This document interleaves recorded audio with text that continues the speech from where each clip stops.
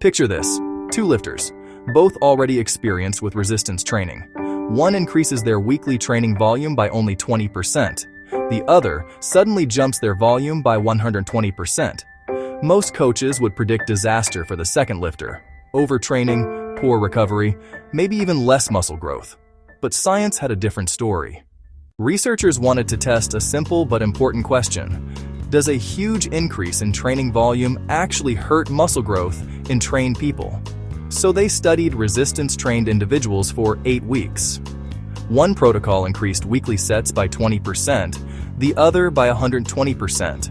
They measured muscle growth in the vastus lateralis using ultrasound and also looked deep inside the muscle at molecular signals that control muscle building and breakdown. The results were surprising.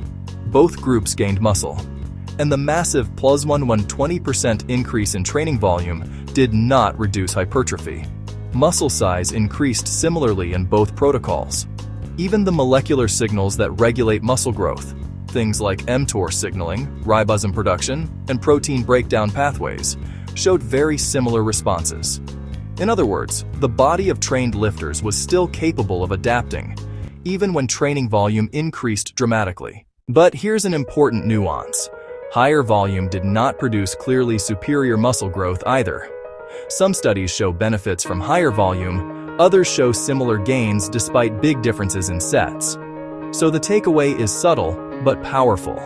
Muscle growth isn't controlled by volume alone. It depends on context, training history, recovery capacity, genetics, and overall program design. The human body is more adaptable than we often assume. Sometimes it can tolerate far more work than we expect. And sometimes, more work simply produces the same result. That's the strange beauty of physiology. The muscle is not a simple machine following a single rule. It's a living system constantly negotiating between stress, recovery, and adaptation.